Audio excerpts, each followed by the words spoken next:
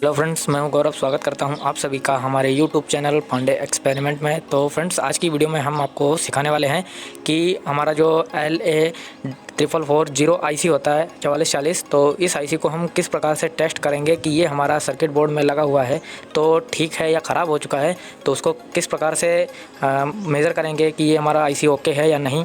तो आज की इस वीडियो में मैं आपको यही सिखाने वाला हूँ। तो चलिए फ्रेंड्स, शुरू करते हैं।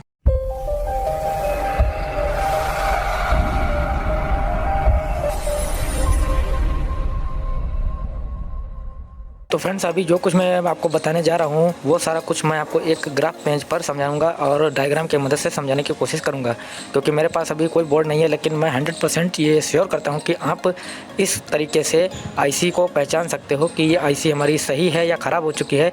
और अगर एक भी हमारा इसमें वोल्टेज मिस होगा तो आप 100% समझ लीजिए कि आपका आईसी डेड हो चुका है। 100% उसको चेंज कर दीजिए, आपका प्रॉब्लम क्लियर हो जाएगा।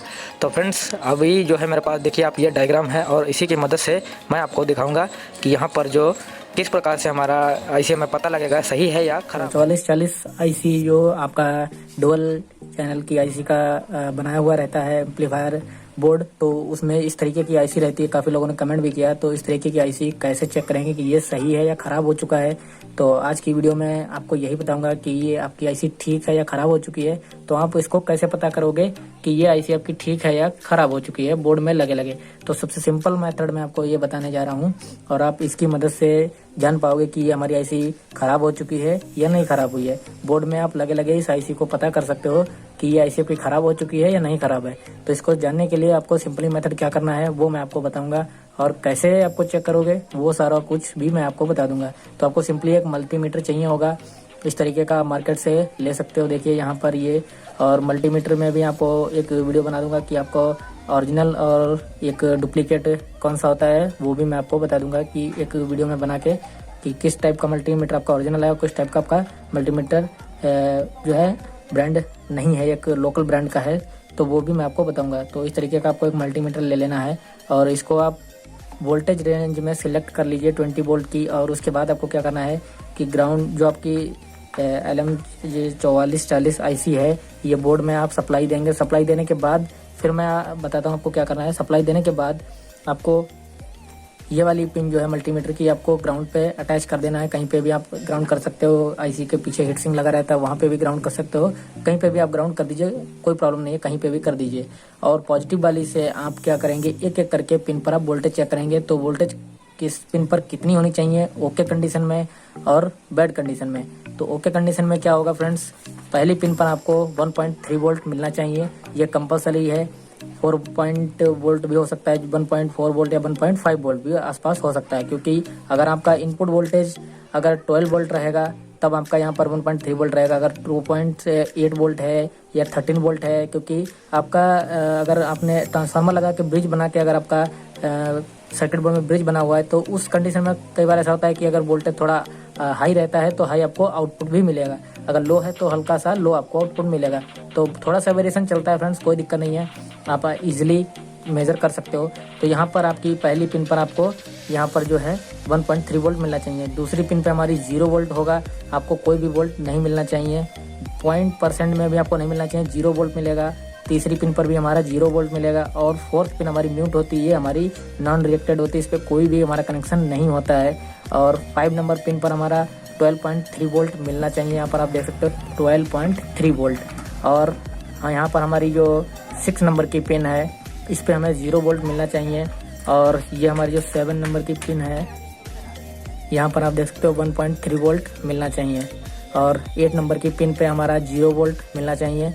और 9 नंबर की पिन पर हमारा 12.2 वोल्ट मिलना चाहिए।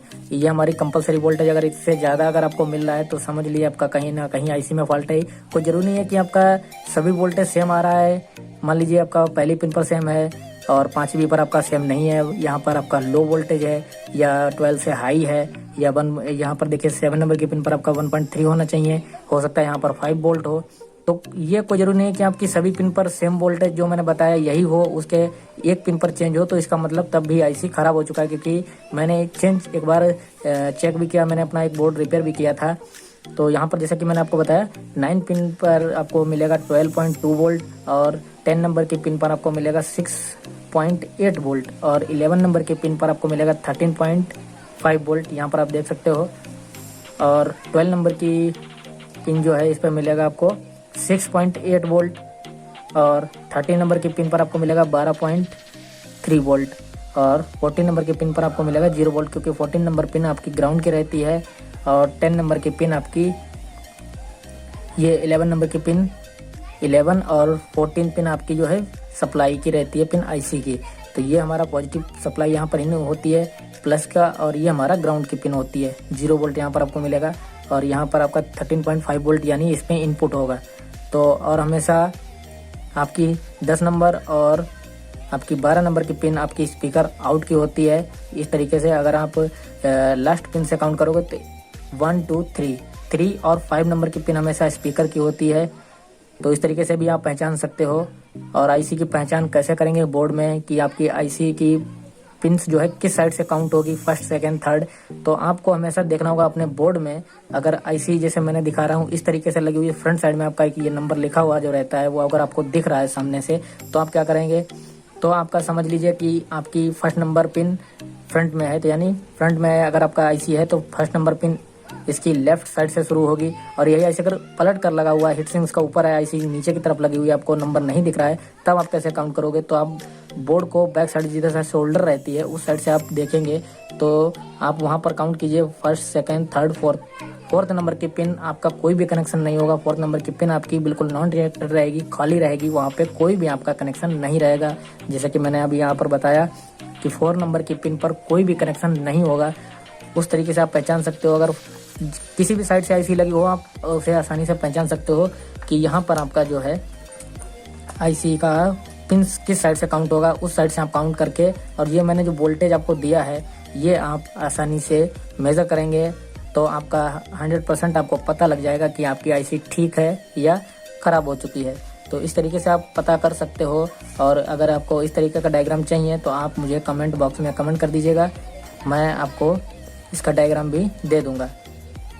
तो फ्रेंड्स, अगर ये आपको वीडियो पसंद आई है तो वीडियो को लाइक कीजिएगा और चैनल को सब्सक्राइब कीजिएगा। और साथ ही अगर आपका कोई भी सुझाव है तो आप हमें कमेंट बॉक्स में कमेंट करके बताइएगा।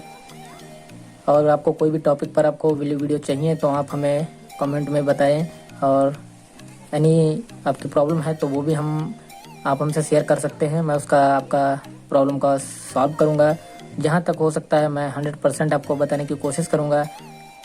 तो फ्रेंड्स, इसी तरीके की वीडियो देखने के लिए आप हमारे चैनल को सब्सक्राइब कर लीजिए और साथ ही बेल आइकन को प्रेस कर लीजिए, ताकि आपको नई नई वीडियो की लेटेस्ट अपडेट मिलती रहे सबसे पहले। तो फ्रेंड्स, मिलते हैं किसी नई वीडियो के साथ। जय हिंद, वंदे मातरम।